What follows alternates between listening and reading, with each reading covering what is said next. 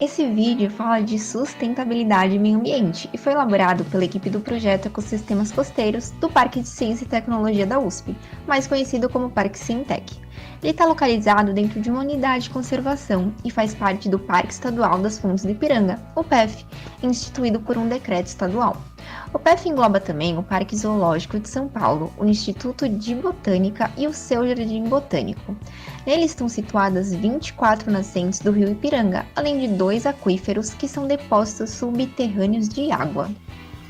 Toda essa região das Fontes do Ipiranga possui a maior área natural de preservação no município de São Paulo, além de ser um remanescente da Mata Atlântica. Tudo isso é muito importante para o meio ambiente, para a saúde e também para os habitantes da zona sul da Grande São Paulo.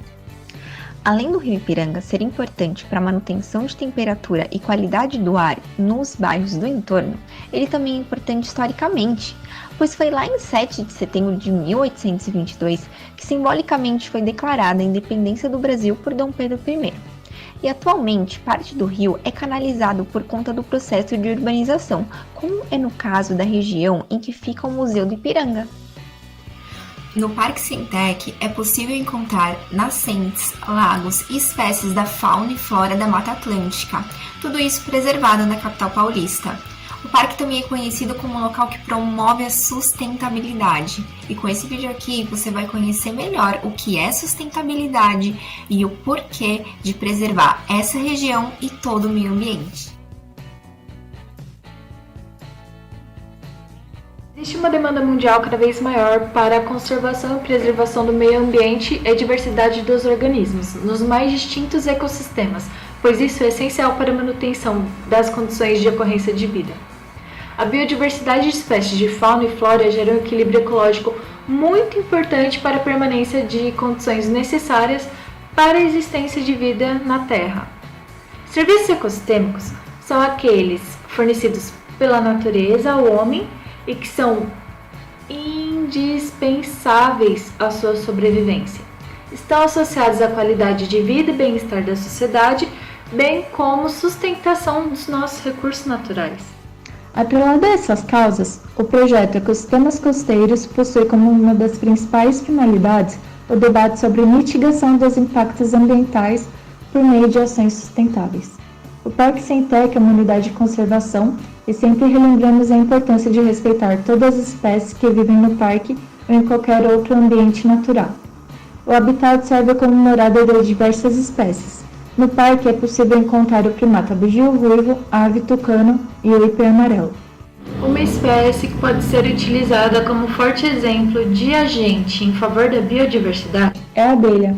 Além de serem conhecidas pela importância econômica da produção do mel alimentício e do própolis com capacidades farmacêuticas, elas são as principais espécies polinizadoras da natureza, auxiliando na dispersão de pólen para a reprodução das plantas. Do processo de polinização resultam as frutas e as sementes, que, ao germinarem, dão origem a novas plantas e garantem a continuidade da espécie. Ao se tratar de nutrição e qualidade alimentar, boa parte da nossa dieta deriva de uma flora polinizada pelas abelhas, como, por exemplo, a abobrinha, o pepino, a cebola, a laranja, o pêssego, entre inúmeras outras. A produção e diversificação desses alimentos é severamente afetada com a redução das abelhas. De acordo com a ONU, o mundo está enfrentando a maior taxa de extinção desde o desaparecimento dos dinossauros há mais de 60 milhões de anos. A extinção das abelhas seria uma catástrofe planetária e sua redução, observada nos dias de hoje, tem enorme impacto ecológico, socioeconômico e alimentar.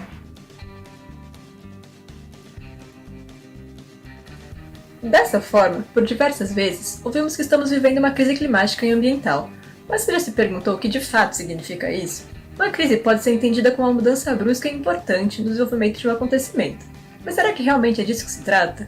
Ao que tudo indica, aquilo que chamamos de crise é a própria forma como diversas sociedades vêm construindo sua existência no mundo.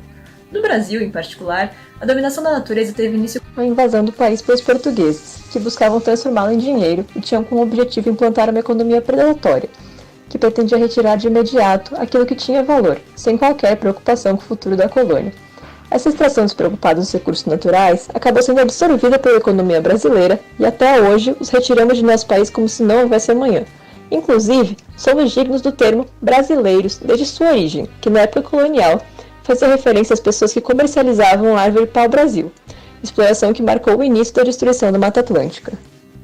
Esse modelo de exploração do meio ambiente se manifesta através do desmatamento, mineração, liberação de gás de efeito estufa na atmosfera, conversão de uso do solo, entre muitas outras ações. Como sintomas desse modelo, temos enfrentado uma maior frequência de fenômenos climáticos extremos, como as tempestades tropicais, inundações, secas, nevascas, furacões, tornados e ondas de calor, tais como as altas históricas de temperatura observadas no Canadá em 2021, ou seja, bem recente. Além disso, secas, nevascas, furacões, tornados e tsunamis. Como outros sintomas, podemos citar o aumento no nível do mar, que coloca em risco os organismos que vivem em zonas costeiras, inclusive 40% da população brasileira, que reside nessa faixa. A acidificação dos oceanos, que é o aumento da acidez no mar, causado pelo aumento do gás carbônico atmosférico que dissolve na água. Mudanças na fertilidade do solo, que é a camada de terra que é a base de quase tudo que cresce no mundo e de tudo que comemos, devido à sua erosão e à poluição. Uma maior constância de enchentes, que é um fenômeno muito comum em cidades como São Paulo e que ocorre devido a processos como retificação do curso dos rios, destruição da mata ciliar e pavimentação do solo, que impede a infiltração de água, entre tantos outros sintomas. A própria pandemia do coronavírus é resultado da degradação ambiental, uma vez que vírus que vivem em equilíbrio com os animais silvestres que infectam passam a entrar em contato com a espécie humana que não desenvolveu, ao longo da sua evolução, defesas específicas contra eles. Esse contato pode se dar através da ocupação de áreas naturais para desmatamento, caça e criação de pastos, ou seja, quando há interferência humana em ambientes que antes funcionavam em harmonia. Como consequência, vivenciamos uma perda cada vez mais intensa da biodiversidade em nosso planeta, sendo que se extinguem muito rapidamente seres que nós nunca chegaremos a conhecer e organismos que têm uma grande importância para a manutenção da vida na Terra, como diversas espécies de abelhas que sofrem, entre outras coisas, da intoxicação por agrotóxicos. Além disso, há espécies responsáveis por garantir o modo de vida de muitas populações humanas, que seriam prejudicadas pelo esgotamento de estoques pesqueiros, por exemplo, que ocorre devido à pesca predatória e à perda de ecossistemas como recifes de corais e manguezais. Enquanto a devastação de recifes de corais está associada, entre outras coisas, ao aquecimento dos oceanos, que implica em fenômenos conhecidos como o branqueamento de corais, a dos manguezais está relacionada à urbanização da faixa litorânea, à aquacultura, que é a criação de animais aquáticos para consumo, e à intoxicação de corpos d'água. Sendo assim, é preciso repensar a ideia de que vivemos uma crise, pois não se trata de um momento de agravamento, e sim de manifestações previsíveis do modo que nos relacionamos com a natureza. É na relação que se estabelece com o outro, a importância que damos ao outro, seja este outro um ser humano, ou o outro como a natureza, que mora a capacidade de superação das crises ambientais e sociais.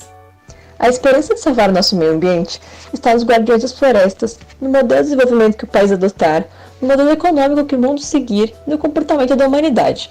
Sem a visão de que o homem é parte da natureza, algo tão maior que ele, de que todos os seres vivos são parte importante dessa complexa teia em que vivemos, e que não devemos apenas retirar do meio ambiente, mas também regenerá-lo e devolver o que nos é oferecido, será difícil superar as situações que agora vivenciamos.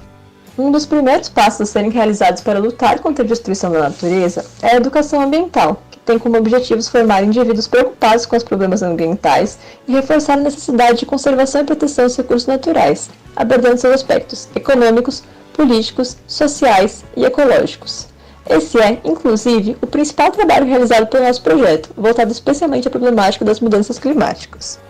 E com todo esse cenário já comentado, eis que a gente pode observar algumas luzes no fim do túnel, como, por exemplo, o expressivo crescimento de movimentos preocupados com essas problemáticas e que buscam voltar os olhos da sociedade para o termo sustentabilidade e tudo aquilo que o engloba. A palavra sustentabilidade vem do termo em latim sustentare, que significa sustentar, defender, favorecer, apoiar, conservar e cuidar.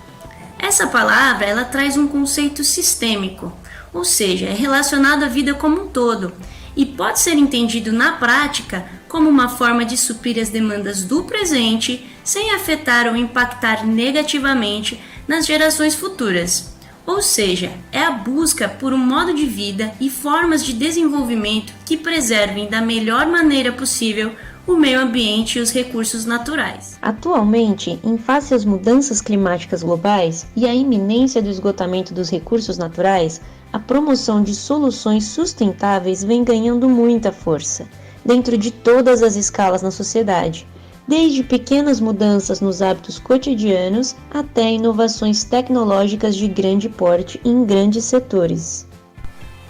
Tendo em vista que somos mais de 7 bilhões de seres humanos vivendo na superfície da Terra, podemos trazer uma abordagem em pequena escala de ações e hábitos sustentáveis muito simples, que poderiam ser incorporados ao nosso dia a dia e que poderiam contribuir muito para diminuir os avanços das mudanças climáticas, entre outras consequências negativas das ações humanas ao meio ambiente.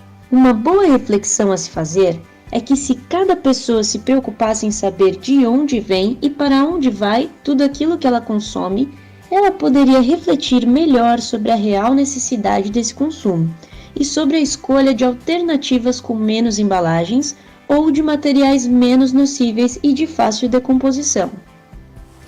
Outras coisas simples que poderiam ser encaradas como hábitos sustentáveis são, por exemplo, a separação dos resíduos recicláveis, a realização de compostagem de orgânicos, a redução do consumo de carne vermelha, energia elétrica e água, a utilização de transporte público e bicicletas para locomoção, o plantio de ervas e hortaliças nos quintais, entre muitas outras coisas. Observando por uma escala um pouco mais ampla, os governos deveriam ser capazes de investir, apoiar e incentivar a população a abraçar esses pequenos hábitos cotidianos, que seriam muito benéficos para o todo, melhorando assim a saúde das pessoas, do planeta, reduzindo gastos públicos em campos como saúde, meio ambiente, limpeza urbana e gestão de resíduos. Partindo agora de uma perspectiva ainda mais ampla, podemos ver o enorme potencial que os inúmeros avanços tecnológicos têm de impactar positivamente grandes setores da sociedade, como o agronegócio, grandes indústrias e multinacionais, na gestão de transportes, no desenvolvimento de energias renováveis e na gestão e aproveitamento dos resíduos. Com base em tudo que vimos sobre preservação e sustentabilidade ao longo desse vídeo, podemos tirar algumas conclusões que vão nos ajudar a ir de encontro com um mundo melhor e mais justo para todo mundo. Um ponto muito importante é que, enquanto sociedade, a gente tem o senso de que habitamos esse planeta juntos.